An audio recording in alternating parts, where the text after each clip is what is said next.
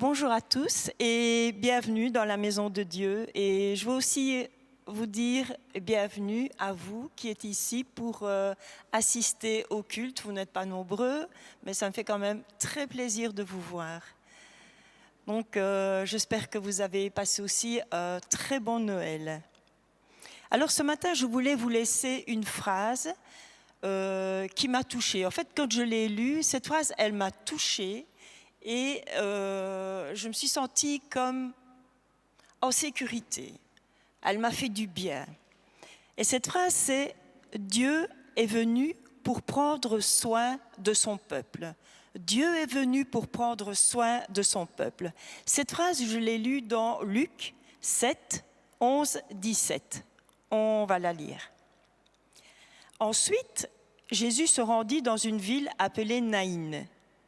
Ses disciples et une grande foule l'accompagnaient. On voit que Jésus est accompagné de ses disciples, comme souvent, mais on voit aussi qu'il est entouré d'une grande foule. Et partout, quand Jésus passait, les gens accouraient vers lui, parfois par centaines, parfois par milliers. Souvenez-vous avec la multiplication des pains.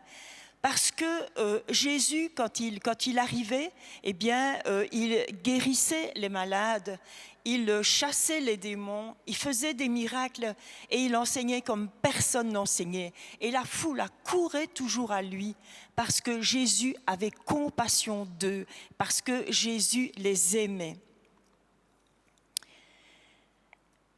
Je continue et donc il vient avec ses disciples, la grande foule.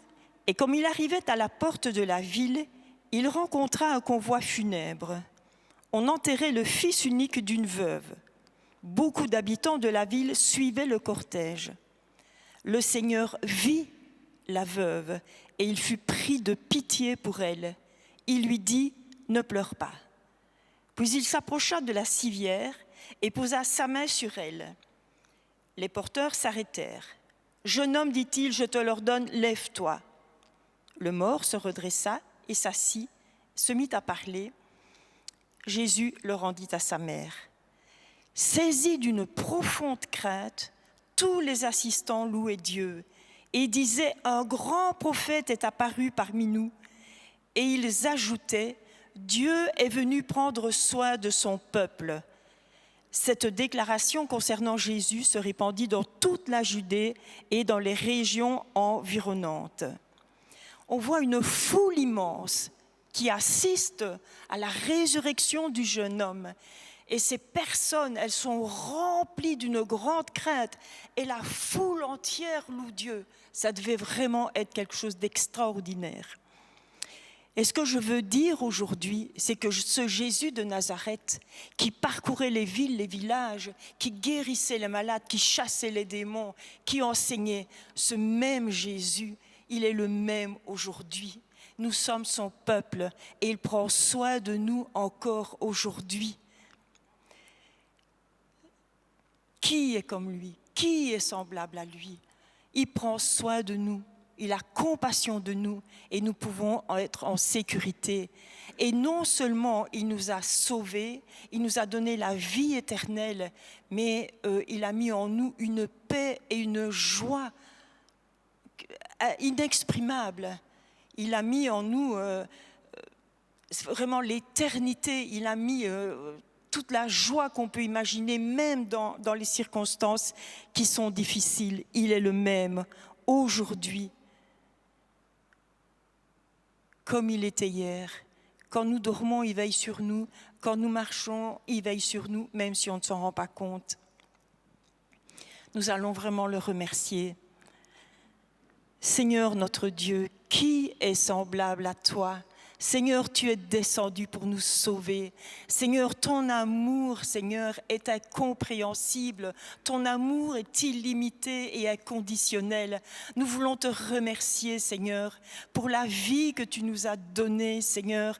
Merci parce qu'à chaque instant, tu veilles sur nous. Seigneur, et nous voulons remettre ces instants devant toi. Nous voulons t'apporter ce culte, un culte de reconnaissance, Seigneur, parce que tu en es digne. Nous te remercions, Éternel, notre Dieu. Amen.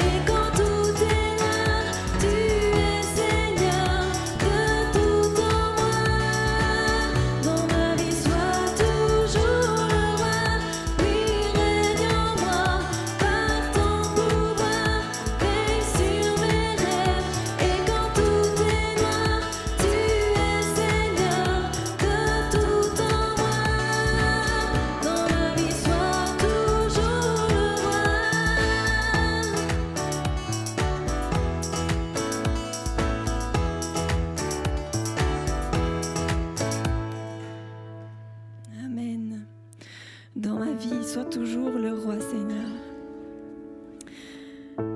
Ce chant m'a fait penser à une petite expérience que j'ai vécue. Je pense que je vous l'avais déjà partagée, mais elle est tellement impactante dans ma vie que je voudrais bien le refaire aujourd'hui. Une nuit, alors que je dormais, d'un coup, j'ai repris conscience et je me suis rendu compte que j'étais en train de prier. Je ne savais pas très bien ce que je disais et il y a un moment, quelques mots ont percuté mon cœur à tel point que ça m'a réveillée. J'avais le cœur gros et des sanglots que je retenais. Je ne sais plus ce que disait le début de cette phrase, mais la fin c'était « Et qu'à chacun de nos pas résonne l'écho de ta gloire. » Et qu'à chacun de nos pas résonne l'écho de ta gloire. Résonne l'écho parce que nous sommes si petits face à la gloire de Dieu, face à la grandeur de notre Père. Mais si même nous ne pouvons que faire résonner un petit peu l'écho de la gloire de Dieu, c'est déjà énorme, c'est déjà un tel honneur, c'est un tel privilège et c'est ce que Dieu attend de nous. Quand je vois mes petits-enfants qui grandissent, des tas de fois, je les regarde avec une grande fierté par rapport à ce qu'ils font, ce qu'ils deviennent. Et quand je pense à Dieu aussi par rapport à ça, je me dis il nous regarde aussi avec tendresse, avec fierté. Puissions-nous encore prendre conscience de ça, que chacun de nos pas sont surveillés, sont sous le regard de Dieu. Et puissions-nous avoir conscience que notre vie, nos attitudes ont un impact. On va reprendre le couplet. Dans chaque parole et chaque pensée, je veux refléter, Seigneur, ta beauté. Il n'est rien au monde de plus précieux que toi. Dans ma vie, sois toujours le roi. Amen.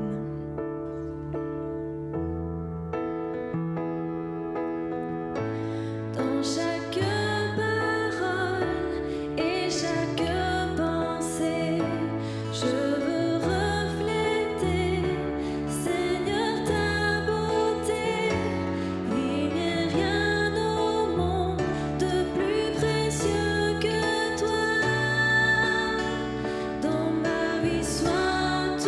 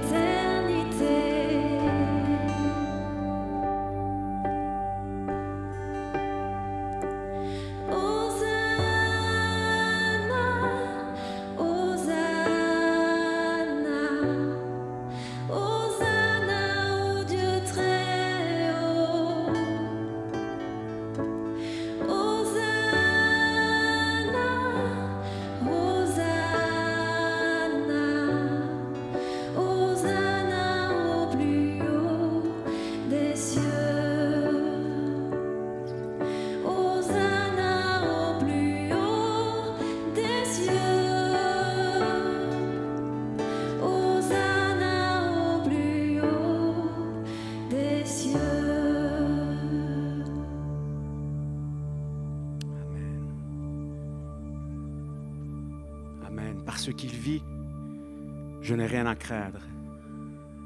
Dieu est avec nous chaque jour. Chantez avec nous ce chant de tout votre cœur. Amen.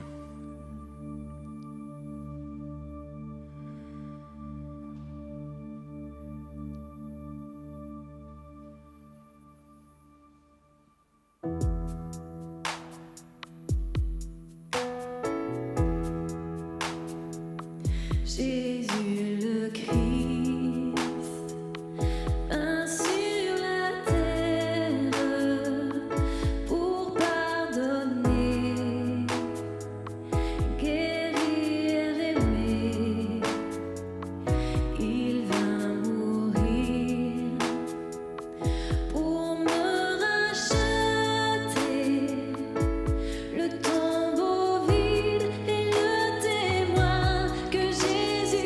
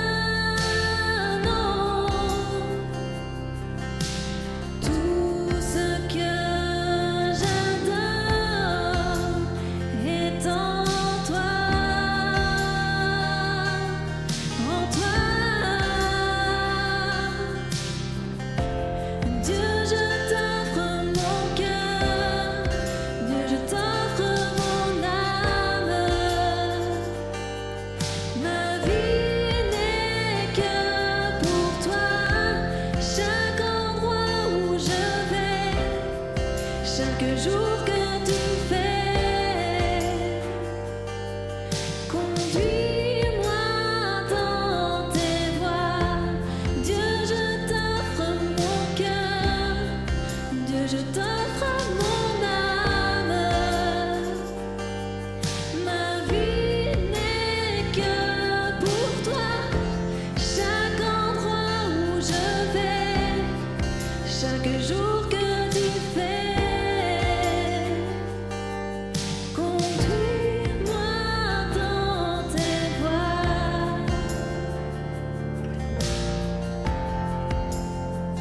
Dans tes voies.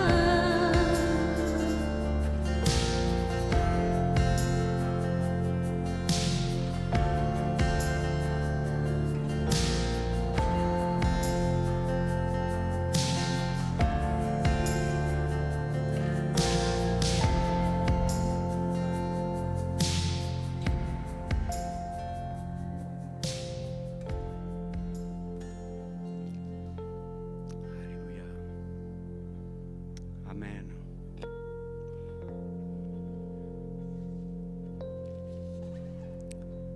Le Seigneur frappe à ta porte ce matin et il te dit, donne-moi ton cœur. Et peut-être que ton cœur est comme cette maison en chantier et tu ne te vois pas avancer, tu essayes des choses, tu essaies de t'en sortir par tes propres moyens. Mais dans la parole, Dieu nous dit, ce n'est ni par force, ni par puissance, mais par mon esprit, dit le Seigneur. Ce matin, il t'appelle, il frappe à ta porte, il te lance cette invitation, offre-lui ton cœur tout entier. Et on va reprendre ce chant et je t'invite vraiment à le chanter comme cette prière, comme un engagement où tu laisses le contrôle sur ta vie à notre Dieu, tu laisses l'architecte divin gérer ta vie et remettre de l'ordre dans ta vie. Chante ce chant avec nous. Amen. Dieu, je t'offre mon cœur. Dieu, je t'offre mon âme.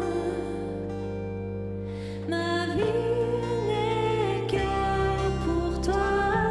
Chaque endroit où je vais, chaque jour que tu fais. Conduis-moi dans tes voies. Dieu, je t'offre mon cœur. Dieu, je t'offre mon âme. Donne-lui tout. Amen. Ma vie n'est que pour toi. Chaque endroit où je vais, chaque jour que tu fais. Laisse-toi conduire. Conduis-moi dans tes voies.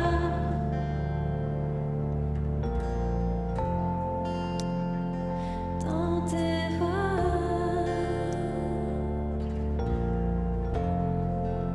Ma vie n'est que pour toi. Alléluia.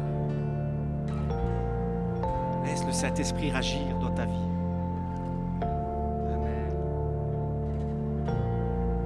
Il fait une œuvre ce matin dans ton cœur. Laisse-le agir. Amen.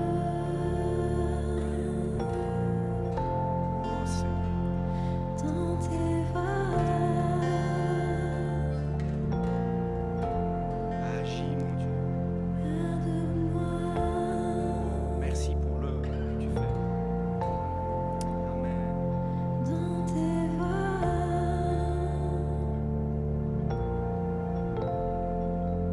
Alléluia. Gloire à toi. Merci, mon Dieu. Merci, Seigneur. Alléluia.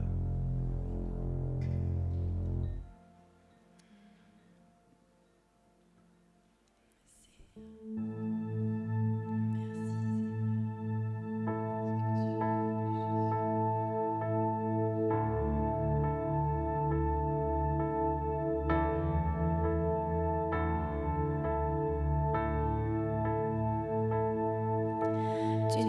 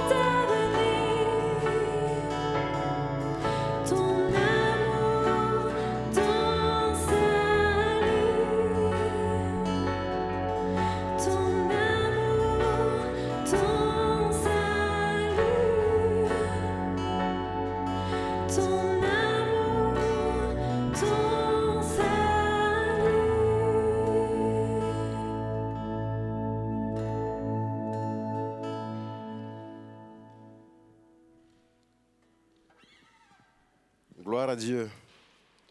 Béni soit son nom. La reconnaissance, nous devons vraiment la reconnaissance à Dieu. Merci beaucoup pour ce chant merveilleux qui vraiment me met dans les conditions du message de ce matin. Merci beaucoup au groupe de louanges pour le sacrifice que vous réalisez chaque jour pour que nous passions des moments devant notre Dieu. Je profite de l'occasion en ce dimanche 27 décembre pour souhaiter vraiment les joyeux Noël de tout mon cœur, où que vous soyez en ce moment. Que le Seigneur vous bénisse, qu'il vous garde et que sa joie déborde dans votre vie. Amen. Gloire à Dieu. Reçois ma reconnaissance. Quel chant merveilleux. Le sujet justement que je propose ce matin, en ce dernier dimanche de l'année, pour ceux qui ne le savent pas, c'est le dernier dimanche de l'année 2020. L'année est terminée. Je propose effectivement comme thème la reconnaissance. La reconnaissance pour cette année 2020 qui est en train de finir tout doucement. Et on me dira, mais pourquoi reconnaissance pour une année aussi chaotique? Et bien sûr, l'année a été difficile, mais la reconnaissance, nous en devons plus que jamais à notre Dieu et à nos semblables. Vous savez, il y a une étude qui a été réalisée et qui révèle que 82% du stress au niveau des êtres humains est dû au manque de reconnaissance et à l'ingratitude. Vous imaginez, 82% du stress chez un individu est lié au fait qu'il n'a pas reçu de la reconnaissance ou peut-être parce qu'il n'a pas manifesté de la reconnaissance envers autrui. La reconnaissance, c'est quelque chose d'assez fondamental. On devient reconnaissant à partir du moment où notre cœur est réjoui d'une personne, d'un événement, d'une nouvelle. Et si notre cœur est réjoui, nous commençons par exprimer un certain contentement qui nous met dans un état agréable.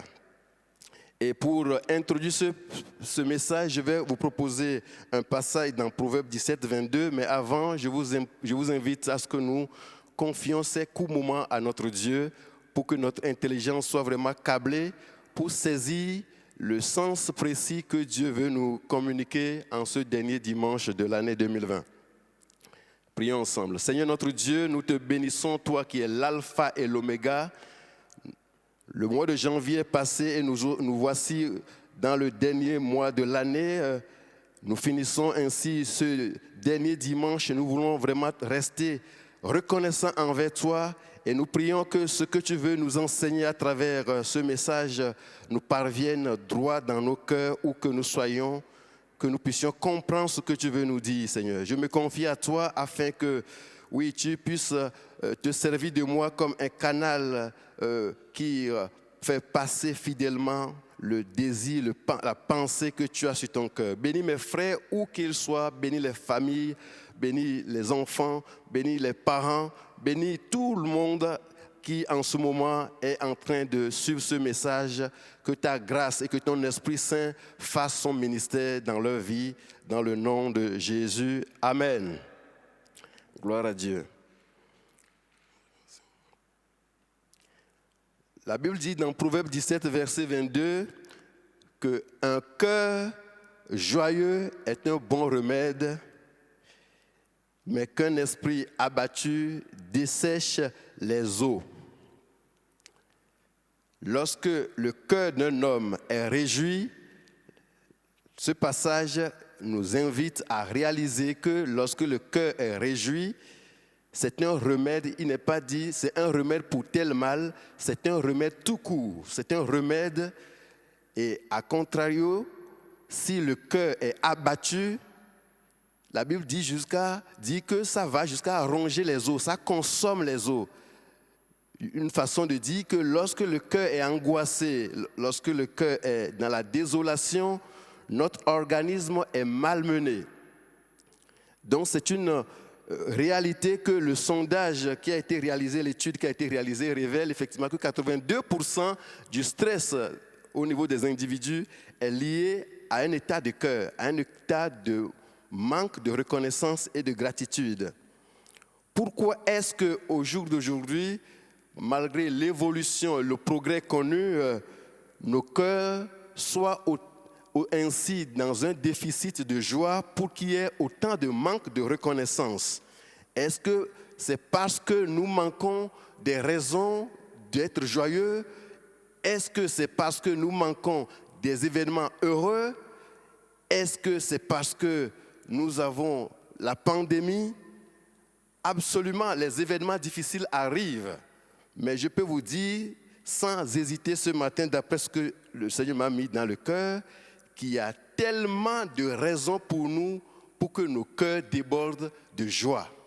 Il y a tellement d'événements que Dieu mobilise autour de chacun de nous au quotidien pour que nos cœurs ne soient pas abattus. Quelles que soient les saisons, quelles que soient les années, quelles que soient les circonstances, le Seigneur me rassure que nous avons suffisamment de choses et que l'enjeu, c'est que nous ne percevons pas toujours les bonnes nouvelles. Nous n'avons pas toujours le flair de capter et de célébrer les événements heureux qui nous viennent parce que parfois nos yeux sont aveuglés pour ne pas appréhender à leur juste valeur les grâces et les faveurs que Dieu met sur notre route. Et pour ce faire, je vais parcourir quelques exemples de personnages dans la Bible pour nous amener à voir comment on peut passer facilement à côté des événements heureux, des bonnes nouvelles, comment on peut facilement minimiser ou laisser passer inaperçus des bénédictions et des grâces qui nous sont destinées. Le premier personnage que je vais vous proposer, puisque nous sommes en période de Noël, je ne vais pas aller très loin, on va rester dans le contexte de Noël. Le premier personnage s'appelle Marie.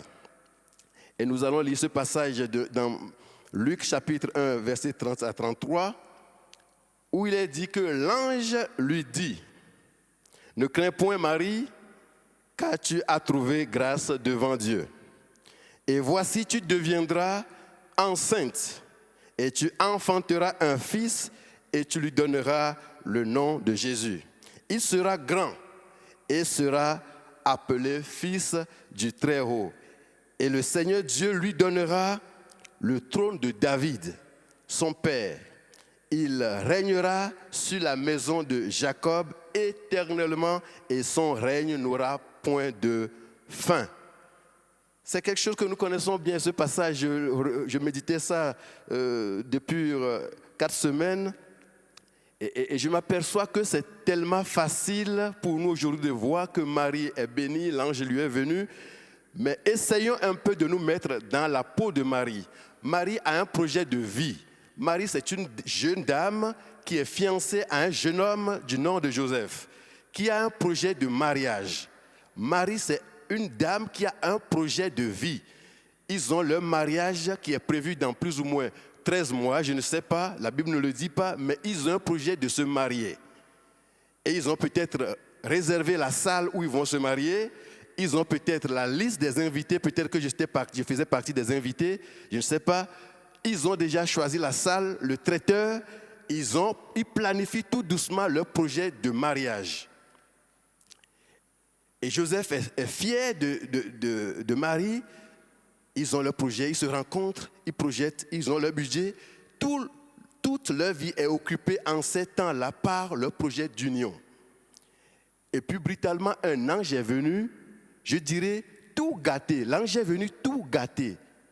Vous imaginez, vous avez votre projet tranquille de vous unir.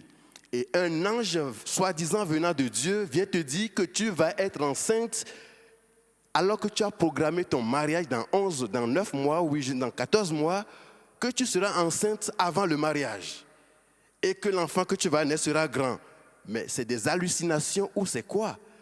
Et la Bible dit d'ailleurs que Marie était troublée. Marie ne comprenait pas. Elle était embarrassée. Et ce n'est pas pour rien que l'ange va lui dire « N'aie pas peur ».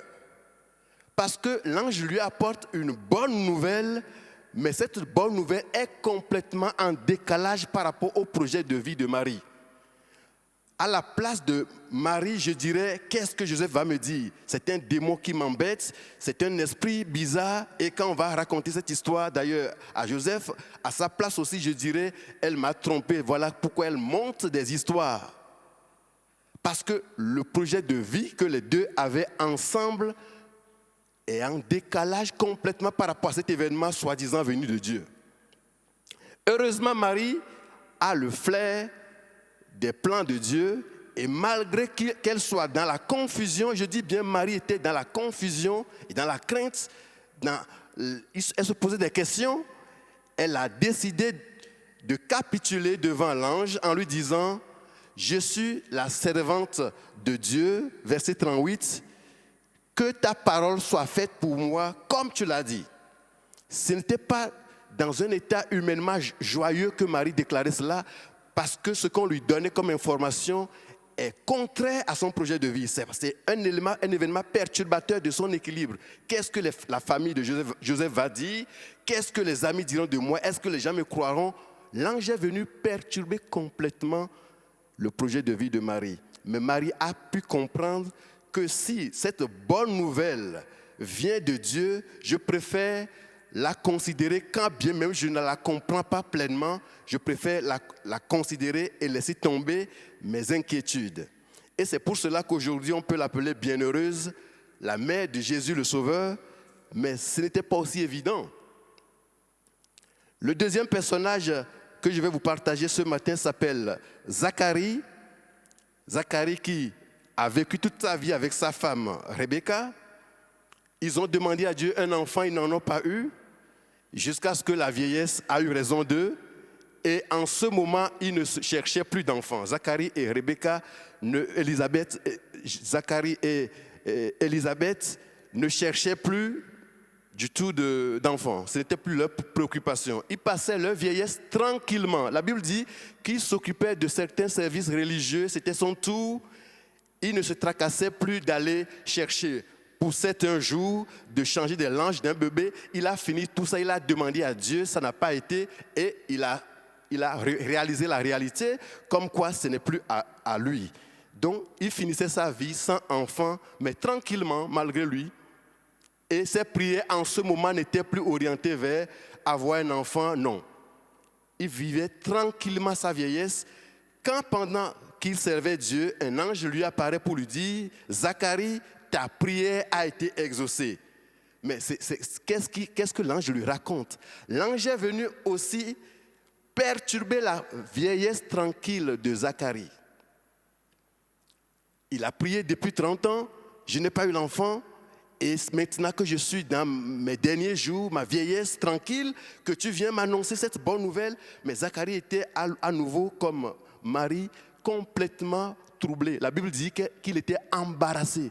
Qu'est-ce qui m'arrive? Qu'est-ce qui m'arrive? Il n'était pas du tout excité, il n'était pas dans la joie. Et c'est là, son cœur avait une dose d'amertume, de frustration qui l'obligeait à répondre à l'ange. Il reconnaît que Dieu envoie des anges pour parler et il sait que cette histoire est sérieuse, mais ce n'est pas cohérente pour lui, ce n'est pas l'agenda auquel il s'attendait. Et c'est là qu'il a demandé à l'ange comment ces choses peuvent s'accomplir quand je vois mon corps. Physiologiquement, je ne peux plus porter d'enfant. Ma femme, physiologiquement, ne peut plus porter un enfant dans son sein. Comment ces choses peuvent encore arriver? Et l'ange a été choqué de voir que la bonne nouvelle qui vient du ciel vers une terre stérile n'est pas accueillie avec enthousiasme. Et c'est là l'ange lui a dit, « Ok, moi je viens d'auprès de Dieu pour t'annoncer une bonne nouvelle, mais tu n'es pas encore dans l'aptitude de l'embrasser, tu seras ainsi sans la capacité de parler, tu seras muet pendant tout le temps que la grossesse va durer. » Ce n'était pas forcément une malédiction. C'était une manière d'amener Zacharie à fondre complètement dans ces préjugés qui ont pris de l'ampleur au point où, quelle que soit la bonne nouvelle qu'on va lui amener, il n'est plus prêt pour l'embrasser, pour l'accueillir. Et l'ange lui dit, voilà, je m'en vais, ces choses vont arriver telles que je les ai dit, et aussitôt Zacharie ne savait plus parler.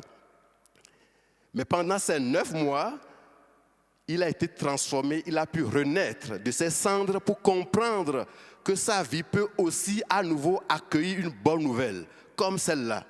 C'est ainsi quand l'enfant est né, les hommes du village ont donné pour nom à cet enfant Zacharie. Et Élisabeth a dit non, non, non. Zacharie m'avait raconté des histoires concernant un ange. On ne va pas appeler cet enfant Zacharie, on va l'appeler Jean. Les gens ont dit mais non, il n'y a personne qui s'appelle Jean dans la famille. Pourquoi est-ce qu'on va appeler cet enfant Jean? Et Zacharie a dit, tendez-moi une tablette puisqu'il ne savait pas parler. Et il a écrit sur la tablette, son nom est Jean. Donc pendant les 9 mois où il ne savait plus parler, Dieu a su le transformer complètement de son amertume pour qu'il puisse à nouveau comprendre que la joie de vivre est possible, que les bonnes nouvelles sont toujours à sa portée. Et c'est ça, il a dédicacé cet enfant, le nom Jean. Il a complètement choisi ce nom parce que l'ange le lui a imposé. Et la tradition voulait que l'enfant porte le nom de Zacharie. Mais Zacharie a rompu avec la tradition parce qu'il a réalisé que l'enfant qu'il porte a un projet de vie. Ce n'est pas une nouvelle selon l'homme, mais c'est une bonne nouvelle selon Dieu. Et il faut considérer la nouvelle comme étant venant de Dieu. Donc cet enfant ne s'appellera pas Zacharie, il s'appellera Jean. Le troisième personnage ou les troisièmes personnages que je vous partage qui ont reçu aussi une bonne nouvelle, c'est les bergers. Les bergers, je dis ici que les bergers ont le flair des bonnes nouvelles. C'est des anonymes qui se promenaient avec leur bétail dans les champs. Ils passent la nuit dans les brousses, tranquillement. Ils cherchaient là où il y a du pâturage vert, là où il y a des cours d'eau pour nourrir leur bétail. Leur préoccupation, c'est la verdure ou les cours d'eau. Ils ne cherchent pas plus que ça. Et puis un ange leur apparaît pour leur dire, l'Écriture dit, mais l'ange leur dit, ne craignez point, car je vous annonce une bonne nouvelle qui sera pour tout le peuple le sujet d'une grande joie. C'est qu'aujourd'hui, dans la ville de David, il vous est né un sauveur qui est le Christ, le Seigneur. Et voici à quel signe vous le reconnaîtriez. Vous trouverez un enfant emmailloté et couché dans une crèche. Ça, c'est incroyable. Ces bergers n'ont pas fait une prière de faire cette expérience. Ils ne cherchaient pas ça. Leur projet de vie n'a rien à voir avec une révélation d'un ange, une prophétie. Et d'ailleurs, l'enfant dont on leur parle, il est question de bébé, un enfant qui va naître dans une contrée un peu lointaine. Et l'ange leur dit que c'est une bonne nouvelle. Mais je me mets à la place des bergers. Je n'ai rien à faire avec cette histoire. Je dis, mais on hallucine, ou bien les gars, reposons-nous parce que notre santé n'est plus bien, ou bien on a vu un être bizarre qui veut nous manipuler. Mais curieusement, les bergers ont senti l'odeur d'une bonne nouvelle dans cette rencontre. Et c'est ainsi, la Bible dit, qu'ils se sont concertés et dit, allons alors à Bethléem pour voir cet enfant. Un enfant de quelqu'un d'autre. Vous êtes des anonymes, vous n'avez rien à voir avec cet enfant. Mais l'ange vous dit que c'est une bonne nouvelle pour tout le peuple, un sujet d'une grande joie. Et les bergers ont pris le chemin pour aller voir l'enfant. Ils ont raconté leur histoire à Marie, à Joseph. Et curieusement, Marie et Joseph ont été confortés et se rendent compte davantage que l'enfant qu'ils ont mis au monde a un plan de Dieu. Parce que l'enfant est né comme la promesse l'a dit. Mais c'est des humains. À un moment, ils se demandent comment cet enfant va devenir. Mais quand des anonymes sont arrivés parce qu'on leur a donné une bonne nouvelle, et les anonymes viennent leur dire, nous avons vécu quelque chose d'extraordinaire, on nous dit que cet enfant sera grand. Marie se rappelle de sa rencontre avec l'ange et sa foi a été confortée. Beaucoup de bonnes nouvelles nous parviennent parfois, on trouve ça comme quelque chose de général, on ne fait pas trop attention et parfois même on banalise alors que c'est Dieu qui veut faire quelque chose dans notre vie. Et le dernier personnage que je vais proposer, c'est le vieux Siméon. Dans Luc chapitre 2, verset 29, c'est un vieillard, une personne bien âgée. Et c'est le jour où Jésus était venu à l'église, on le présentait comme bébé emmailloté. Et ce vieillard a pris Jésus dans les bras et il déclare à Dieu, maintenant Seigneur, verset 29, tu laisses ton serviteur s'en aller en paix, selon ta parole, car mes yeux ont vu ton salut, salut que tu as préparé devant tous les peuples. Laisse ton serviteur partir en paix. Il demande à Dieu qu'il veut mourir maintenant, qu'il est maintenant rassasié de bonnes nouvelles. Il a attendu pendant longtemps. Mais de quoi parle-t-on? Il est question d'un bébé qui sera sauveur. Et Siméon, en voyant ce petit bébé, est tellement comblé de joie que la vie sur terre, pour lui, c'est assez. Il a déjà beaucoup vu. C'est bon comme cela. Il est comblé. Il a dit, tu peux me laisser maintenant partir. Moi, je serai à la place de Siméon. Je dirai à Dieu une autre prière. Moi, je dirai à Dieu, Seigneur, avec ce que je viens de voir, cet enfant, prête-moi quelques années pour que je le voie grandir, pour pouvoir voir les signes, les prodiges qu'il va réaliser. Quel enseignement cela nous donne? Dieu révèle des bonnes nouvelles sous forme parfois, sous des formats faibles, des formats, des choses fragiles. Mais Simeon a compris que si c'est Dieu qui donne ce signe, quelque chose qui a été prophétisé des siècles à l'avance et qui prend maintenant corps, mais un corps faible, Simeon a compris que ça devient une bonne nouvelle tangible qui rassasie son cœur de joie. Ça l'a comblé de bien.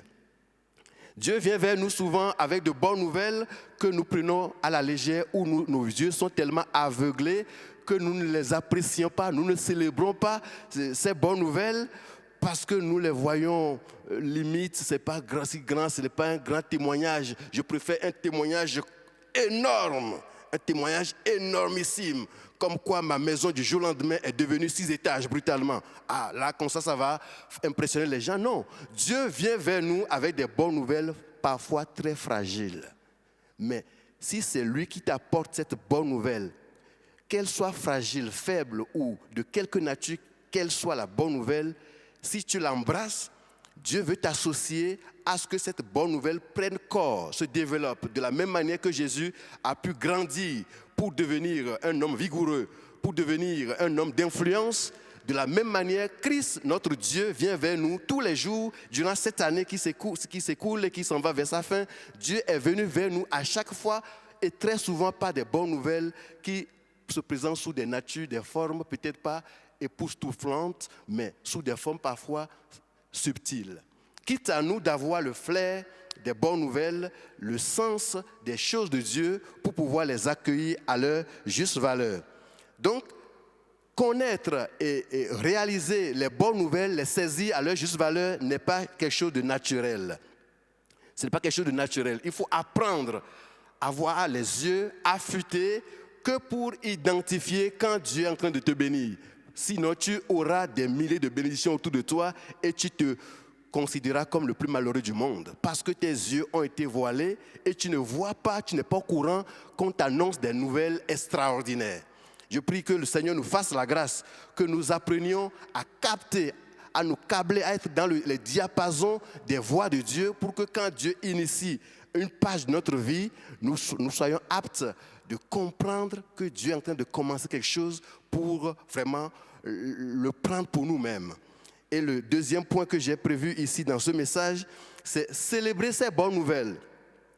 Parce que ce n'est pas naturel. Si on parvient à considérer, à réaliser par notre vue, notre regard que Dieu aura vraiment restauré, si on parvient à connaître la bonne nouvelle, la deuxième étape, c'est comment célébrer les bonnes nouvelles. C'est la manière dont nous devons célébrer les bonnes nouvelles. Et ici, nous allons copier quelques exemples de la Bible. Dans Psaume 103, verset 2, c'est le psalmiste qui dit, et c'est juste après le Psaume 102, qui est une prière de la détresse. Maintenant, le Psaume 103, c'est juste après le Psaume de la détresse qui dit quoi? Mon âme, bénis l'Éternel et n'oublie aucun de ses bienfaits. L'expression « mon âme » est une façon hébraïque conventionnelle pour renvoyer les choses à soi-même. C'est une manière de s'interpeller soi-même, de renvoyer les responsabilités à soi-même. Donc ici, le psalmiste dit « mon âme, bénis l'Éternel et n'oublie aucun de ses bienfaits. » Parce que les souvenirs de joie ne sont pas des choses naturelles. L'être humain est plus apte à garder les désastres, les événements difficiles que pour garder les choses merveilleuses. Nous sommes plus aptes, enclins à garder les mauvais souvenirs difficiles, les douleurs, que de garder des événements heureux. Nous ne célébrons pas forcément les événements heureux à leur juste valeur et nous sommes parfois tentés de considérer que des choses difficiles. Et ici, David, qu'est-ce que lui dit? Mon âme, il s'interpelle. Nous devons apprendre à exciter notre âme, à considérer les bienfaits de Dieu, parce que ce n'est pas naturel. Si nous n'excitons pas notre âme pour se souvenir des grâces de Dieu, nous nous ressentirons comme le plus malheureux, quand bien même nous sommes dans une abondance de grâce. Il dit, mon âme bénit l'Éternel. Tu dois dire à ton âme, souviens-toi de Dieu, souviens-toi de cet événement, souviens-toi de tel salut, de telle grâce. Nul ne peut s'approcher de Dieu réellement s'il n'est pas dans la reconnaissance. Le psaume 100, verset 4 dit « Entrez dans ses portes avec des louanges, dans ses parvis avec des cantiques, célébrez-le, bénissez son nom. » C'est-à-dire, littéralement, quand nous allons devant Dieu, il faut que notre cœur soit déjà débordant de joie, de reconnaissance. C'est à partir de ce moment que nous louons. Mais si nous nous approchons de Dieu pour que notre cœur soit rempli de joie, non, il faut que notre cœur, puisque nous avons appris à notre âme à se souvenir des grâces de Dieu, à les compter, à les évaluer, à les célébrer, notre joie, la jauge de joie dans notre cœur commence par monter. Et c'est alors que notre bouche se remplit de louanges et d'adoration. Et nous entrons dans ces portes avec des louanges en ce moment. Ce n'est plus des louanges façon religieuse où nous chantons pour chanter. Non, c'est des louanges qui sont les résultats d'un cœur débordant de joie. Parce que Dieu a fait de grandes choses. Le psaume 95, 2 dit « Allons au-devant de lui avec des louanges. Faisons retentir des cantiques en son honneur. » Mais tu ne peux pas faire retentir des cantiques si ton cœur est... La jauge de joie dans ton cœur est au niveau minimum. Nous avons lu dans Proverbe tout à l'heure qu'un cœur joyeux est un bon remède. Ça dit c'est un cœur qui est enflammé et qui peut faire beaucoup de choses. Mais si la jauge de cœur dans ton cœur, la jauge de joie n'est pas au niveau suffisant, tu ne peux pas célébrer Dieu avec excitation. Thessaloniciens 5, 18, Paul dira « Remerciez Dieu en toutes circonstances. Voilà ce que Dieu demande de vous dans votre vie avec Jésus-Christ. En toutes circonstances, nous devons apprendre à notre âme à se ressourcer des grâces de Dieu, sans cesse. Hébreux 13, 8, par lui, offrons sans cesse à Dieu un sacrifice de louange, c'est-à-dire le fruit des lèvres qui confessent son nom. Et je n'oublierai pas le psaume 34, 1, je bénirai l'Éternel en tout temps. Sa louange sera toujours dans ma bouche. Nous devons faire en sorte que notre bouche soit complètement rassasiée, remplie de louanges.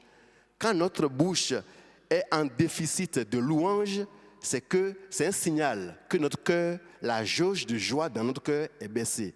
Et pourquoi la jauge de joie dans notre cœur est baissée? Parce que nos yeux n'arrivent plus à célébrer, à compter les bienfaits de Dieu. Paul dira aux Philippiens 1, 3, je rends grâce à mon Dieu de tout le souvenir que j'ai de vous. Ça, ce n'est plus question de Dieu. Paul dit, je rends grâce à Dieu de tout le souvenir que j'ai de vous, que je vois. Ça veut dire que même les humains, vous qui êtes devant moi ici, vous qui me regardez, vous êtes aussi des raisons pour moi pour que ma jauge de joie augmente. Je dois célébrer votre vie. Je dois célébrer le fait que je vous connais. Je dois célébrer ce que vous êtes. Je dois rendre grâce à Dieu pour la bénédiction que vous êtes pour moi. Mais si mes yeux ne sont pas éclairés, mes yeux sont voilés, mais je vous vois comme des humains qui ont un frère en Christ, ça s'arrête là. Non. Paul dit ici qu'il rend grâce à Dieu pour le souvenir qu'il a de vous, de moi, de vous. Donc moi, je dois exciter mon âme aujourd'hui à vous voir autrement, frère. À vous voir comme étant mes bénédictions. Pas vous le dire forcément, mais quand je me souviens de vous dans mes prières, il faut que j'excite mon âme. Ah, je connais Dani, c'est une bénédiction. Hey, je dois voir cet homme, cette femme et dire, c'est une bénédiction pour moi. Je dois compter ces choses devant Dieu toi qui me permets de connaître telle personne, connaître telle autre personne, je te dis, c'est une bénédiction pour moi. Tu me permets de le connaître. Pour moi, c'est une bénédiction. Et quand on commence par compter les bienfaits de Dieu, on commence par voir des êtres humains comme étant des bénédictions en mouvement, mais notre cœur, la jauge de joie dans notre cœur ne descend plus. Et les gens pensent que votre salaire a été doublé, mais non, ce n'est pas de cela le salaire ne procure pas la joie dont je parle ici. L'état du cœur ici, c'est les bonnes nouvelles de Dieu. C'est les choses que Dieu a faites, que nous célébrons, qui excitent notre cœur, et notre cœur est rayonnant et débordant de joie. Et ma prière pour vous en cette fin d'année et durant cette année qui commence, c'est que la jauge de joie dans votre cœur soit au niveau maximum, frère. Que la jauge de joie émanant de Dieu soit la plus haute possible pour que votre bouche, la mienne et la vôtre, soit vraiment remplie de louanges, de reconnaissance. Nous devons célébrer ce que Dieu nous donne. Tu as une épouse, tu as un mari, tu dois célébrer l'homme avec qui tu vis. C'est une bénédiction immense. Il n'est pas parfait, je suis bien d'accord, je suis le premier à le dire. Mais tu dois célébrer la personne que ton mari représente. Tu dois célébrer Dieu. Une personne née des parents, d'une mère et d'un père, éduquée depuis la maternelle, le primaire, jusqu'à ce qu'il s'établisse. Et toi, tu le prends comme mari à temps plein. Tu dois célébrer Dieu. Tu dois célébrer Dieu comme quoi c'est un don de la part de Dieu, quand bien même il n'est pas parfait. Tu dois célébrer ton épouse, tu dois célébrer ta belle-mère. Les personnes que tes yeux voient, tu dois les voir autrement comme étant des bénédictions en mouvement pour toi. Et c'est alors que ton cœur commence par s'apercevoir qu'il y a tellement de bonnes nouvelles. Il y a tellement de bonnes nouvelles. Les humains que tu côtoies, ton voisin, c'est une bonne nouvelle pour toi. Si vous entendez bien. C'est une bonne nouvelle pour toi. Ta belle-mère, c'est une bonne nouvelle pour toi. Tu dois célébrer ta belle-mère. Tu dois célébrer ton beau-père. Ce n'est pas forcément des cadeaux. Tu dois ressourcer, exciter ton âme et dire, mon âme, est-ce que tu te souviens que c'est pour moi que ce monsieur ou bien cette femme a été éduquée pendant près de 20 ans? Tu dois te souvenir de ça et on me l'a donné gratuitement, à temps plein. Les enfants que tu as, tu dois exciter ton âme et dire, mon âme, Dieu m'a donné des enfants merveilleux. Peut-être un, peut-être deux, peut-être plus. Tu dois dire à ton âme, contemple-les, c'est des bénédictions, c'est des grâces. Et c'est ainsi, ta joie devient une joie de fou. Parce que tes yeux ont appris à regarder comme Marie, tes yeux ont appris à regarder comme les mages, tous les signes, toutes les bonnes nouvelles qui oscillent autour de ta vie.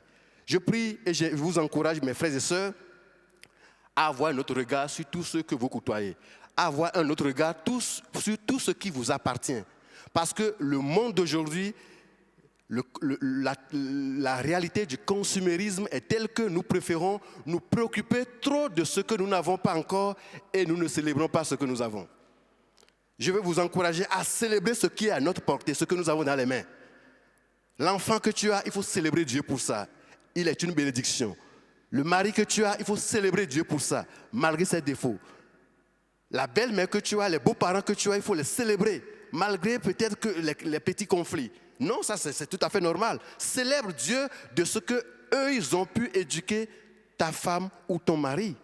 Célèbre Dieu pour ta femme. Tu dois exalter Dieu pour cela. Nous avons tellement de bonnes choses. Il ne faut pas que le monde du consumérisme nous amène, nous appauvrisse alors que nous avons tout. La Bible dit que nous avons tout pleinement en lui. Et si nous comprenons le sens de ce que Dieu veut nous dire ce matin, nous sommes des riches. Amen. Nous sommes des hommes et des femmes riches, comblés de biens. Il ne faut pas que nos yeux soient aveuglés là-dessus. Et pour finir, qu'est-ce que Jésus disait aux disciples dans Jean chapitre 16, verset 24? Jésus leur disait, jusqu'à présent, vous n'avez rien demandé. Demandez et vous recevrez afin que quoi? Votre joie soit parfaite. Le but de Dieu, c'est que notre jauge de joie, je vois ça comme vous regardez votre citerne à mazout, vous voyez la jauge, quand ça descend, vous avez peur pour le compte bancaire, quand ça monte, vous êtes content, ok? Donc ici, Dieu regarde la jauge de joie dans chacun de nous. Et durant cette année qui va commencer, Rappelle-toi à ton âme, je ne veux pas me laisser la jauge de joie descendre dans ma vie. Je préfère que cette jauge soit au niveau maximum. Et c'est comme ça que ta bouche déborde en déclaration d'amour à Dieu, en déclaration d'amour à tes frères et sœurs. Je deviens amoureux de Dani, je deviens amoureux de Lévi, désolé pour leur épouse, vous comprenez bien sûr. Je deviens amoureux pour les frères et sœurs parce que quoi? Ma jauge de joie est contrôlée grâce à Dieu. Je fais attention à cela. Et je célèbre tout ce que Dieu fait. Que cette année qui va commencer, le Seigneur fasse en sorte que nous apprenions davantage à célébrer ses bienfaits. Car il y en a tellement, il y en a tellement. Je vais m'arrêter ici et je vais vous encourager, si vous pouvez, là où vous êtes ce matin. Nous allons prier ensemble et demander à Dieu, donne-nous de célébrer les joies que tu répands sur nous. Alléluia. Donne-nous de célébrer à leur juste valeur les grâces dont tu nous environnes. Il y en a tellement. Il y en a tellement. C'est sous forme humaine, c'est sous forme matérielle, c'est sous forme relationnelle. La maison que tu as, il faut célébrer Dieu. L'appartement que tu as, la maison que tu as louée, il faut célébrer Dieu pour ça. C'est alors que tu vas acheter après. Moi, je me souviens, je cherchais à louer, c'était très difficile. Mais en son temps, j'ai loué, j'ai rendu grâce à Dieu. Mais aujourd'hui, j'ai pu acheter maison, mais c'est comme si ce n'est pas encore ça, quoi. Il faut aller acheter encore, il faut aller acheter encore. C'est comme ça l'être humain, l'avidité. Donc si nous ne nous prenons pas au sérieux pour remplir notre cœur de joie, de reconnaissance, nous risquons d'être malheureusement dans la détresse alors que nous avons tout. Nous avons tout pleinement en lui. Nous allons ensemble prier ce matin afin que dans sa grâce, Dieu nous amène à compter ses bienfaits, à les mettre devant nos yeux et nous verrons en adorant combien il en est grand. Prions ensemble le Seigneur ce matin, frères et sœurs. Notre Dieu, notre Rédempteur, je veux te bénir pour la bonne main que tu déploies sur nos vies et pour les riches bénédictions que tu répands dans nos vies. Je te loue, Seigneur, pour l'Église. Je te loue pour mes frères et sœurs, où qu'ils soient en ce moment en train de m'écouter. Je déclare la flamme pour chacun d'eux. Je dis ils sont des bénédictions, des dons que tu m'as accordés. Je te loue pour la famille que tu m'as donnée, la famille personnelle, mais la grande famille chrétienne. Je te loue pour chaque personne que tu places devant moi, que tu mets sur mon chemin. Je bénis ton nom pour l'Église, pour le pasteur que tu nous as donné. Je te loue pour ces hommes et ces femmes qui assurent la technique dans l'Église. Je te loue pour la bénédiction, pour la disponibilité dont ils font montre. Je déclare aujourd'hui que je suis un homme riche. Et mon frère, ma soeur, où que tu sois, déclare que tu es une femme d'un homme riche. Tu es un homme riche. Tu es une femme riche à cause de la bonne main sur toi. Ta vie sera désormais environné, tu verras combien les bienfaits de Dieu sont nombreux dans ta vie. Seigneur notre Dieu, glorifie ton nom maintenant et que le monde de la course folle à la recherche de remplir des vides que nous ne remplissons jamais par les biens matériels, apprends-nous désormais à savourer tes bienfaits, à savourer tes bénédictions. Oui Seigneur, c'est notre cri ce matin et nous voulons que toute cette année durant, nos yeux ne soient plus aveuglés par rapport à tes bontés, mais que nous puissions les contempler et les célébrer à leur juste valeur. Ceci, nous le déclarons dans le nom de Jésus-Christ, notre Seigneur, celui qui nous aime. Amen. Merci Thomas pour cette bonne parole. Ce que je vais juste dire, c'est que je suis vraiment contente d'être ici. Même si on n'est pas nombreux, c'est tellement agréable d'être ensemble dans la maison de Dieu. Même si on n'est pas beaucoup, hein, on sent vraiment cette présence, cette paix, cette joie. Voilà, merci Seigneur. On va passer aux offrandes. Alors vous savez, au temps du roi David et Salomon, on allait construire le temple à Jérusalem. Et le roi, tous les responsables, toutes les personnes du peuple avaient déposé des dons volontaires pour la construction. Mais ils avaient déposé, c'était quelque chose d'extraordinaire. C'était un véritable trésor. Je ne sais pas si vous l'avez déjà lu, mais ils avaient apporté des milliers de tonnes d'or, d'argent, de fer, de bronze et des pierres précieuses pour la construction du temple. Et donc, dans 1 Chronique 29, 9, on peut lire après cela, « Le peuple se réjouit de ses dons volontaires, car c'était d'un cœur sans partage qu'il les avait faits à l'Éternel. » Le roi David en éprouva lui aussi une très grande joie. Et puis David dit à Dieu au verset 14, « Mais qui donc suis-je et qui est donc mon peuple pour avoir les moyens de t'offrir de tels dons? Tout vient de toi et nous recevons de ta main tout ce que nous t'offrons. Offrons au Seigneur. Apportons nos offrandes avec un cœur sans partage, avec joie dans sa maison pour la construction de son œuvre. Parce que n'oublions pas que tout ce que nous avons, ça rejoint un peu ce que Thomas dit, mais tout ce que nous avons est vraiment une grâce de Dieu. Donc le numéro de compte s'affiche. Je veux rappeler aussi la distribution des colis alimentaires, donc le dimanche, 13h, place Vinc. Notre marche, mission possible, objectif 242. Aujourd'hui, 60e jour et nous sommes fidèles. Tous les jours, il y a eu plusieurs personnes qui ont marché. Donc, persévérons, soyons des acteurs et non des spectateurs. Et je me disais que quand on marche comme ça, on ne voit rien, il n'y a rien qui se passe, tout est normal. Mais je vous garantis que dans le ciel, il y a un grand combat et que les puissances sont vraiment dérangées. Alors allons-y, nous sommes l'armée du roi.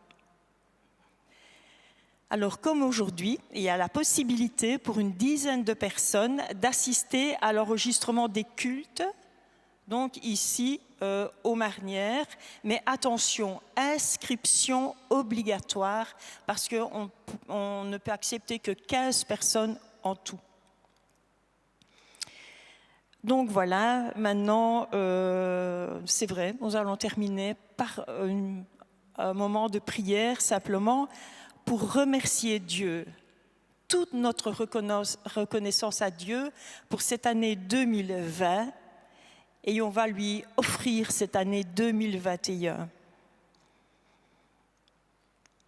Oui, Seigneur Jésus, nous voulons vraiment te remercier parce que durant toute cette année 2020, quoi qu'il soit arrivé, Seigneur, tu es souverain.